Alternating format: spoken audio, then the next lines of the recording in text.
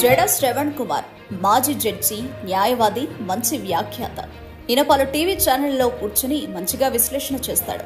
అయితే ఇన్నాళ్లు బాబు పవన్లకు మద్దతుగా మాట్లాడాడు. అప్పుడప్పుడు వారి తప్పులను ఎత్తి చూపేవాడు. కానీ ఈ మధ్యన నిక్కచ్చిగా మాట్లాడడం అలవాటు చేసుకున్నాడు. ఏ హామీలు ఇచ్చి అధికారంలోకి వచ్చారో ఇప్పుడు బాబు పవన్ల మోసపూరిత హామీలను నెరవేర్చాలని ఏపీకి వచ్చి మరీ జడ శ్రవణ్ కుమార్ నిర్వహించిన ప్రెస్ మీట్ ఇప్పుడు సంచలనమైంది. బాబు పవన్ కళ్యాణ్లకు ఓ రకంగా జడ శ్రవణ్ చెమటలు పట్టించాడంటే అతిశయోక్తి కాదు. పవన్ కళ్యాణ్ ఎన్నికల ముందర జగన్ సర్కార్ను అభాసుపాలు చేయడానికి వాలంటీర్లను పావుగా వాడుకున్నాడు. వారేదో దోపిడీ చేస్తున్నట్టుగా ఒక విష ప్రచారం చేశాడు. పవన్ ఇంత చెబితే దాన్ని చంద్రబాబు, ఎల్లో మీడియా పదింతలు చేసి జగన్ సర్కార్పై నెగటివిటీని ప్రచారం చేసింది. వాలంటీర్లు ఏపీలో 32,000 మంది అమ్మాయిలను కనిపించకుండా చేశారని, కిడ్నాప్లు సహా ఇతర దేశాలకు అమ్మేశారని అప్పట్లో పవన్ సంచలన ఆరోపణలు చేశారు. ఇప్పుడు అదే పవన్ కళ్యాణ్ చెప్పిన ఆరోపణలను నెగ్గు తేల్చాలని జడ శ్రవణ్ డిమాండ్ చేసి బాబు పవన్లకు చెమటలు పట్టించారు. మామూలుగా వారికి కౌంటర్లు ఇవ్వలేదు. పవన్ చెప్పినట్టు వాలంటీర్ల ద్వారా కనబడకుండా పోయిన 32,000 మంది ఆడపిల్లలను ఇప్పుడు పవన్ కళ్యాణ్ వెంటనే అధికారాన్ని ఉపయోగించి పట్టుకుని వాళ్ల కుటుంబానికి అప్పచెప్పి తన మాటల్లోని చిత్తశుద్ధిని నిరూపించుకోవాలని జడ శ్రవణ్ డిమాండ్ చేశారు.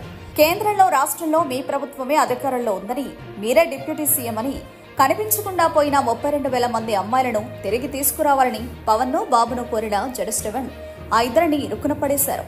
ఇప్పుడు ఈ వీడియో సంచలనమైంది. బాబు పవన్ల అబద్ధాన్ని నిజం చేస్తారా? ఆరోపణలు తప్పు అని ఒప్పుకుంటారా? చూడాలి మరి.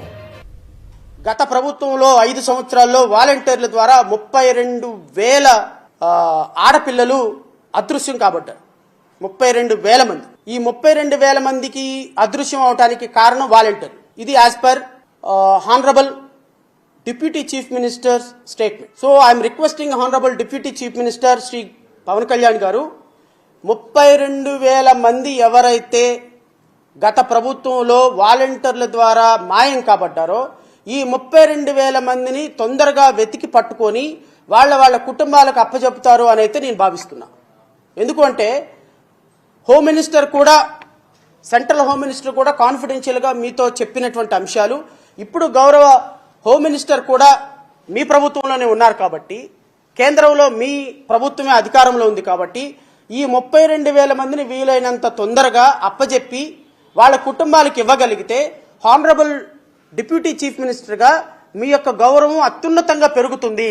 సో ఏ రోజుకు ఆ రోజు ఒక స్పెషల్ టాస్క్ ఫోర్స్ పెట్టి ఈ 32,000 మంది మిస్సింగ్ కేసెస్లో, అంటే ఎవరైతే వాలంటీర్ల ద్వారా వీళ్ళందరూ అక్రమంగా రవాణా చేయబడ్డారో, ఈ అక్రమంగా రవాణా చేయబడిన ప్రతి ఆడపిల్ల, ప్రతి వాలంటీర్, దీనికి కారణమైన ప్రతి వాలంటీర్ మీద కేసు పెట్టాలి. అట్ ది సేమ్ టైం ప్రతి బిడ్డని కూడా ఆ కుటుంబానికి అప్పచెప్పాలి.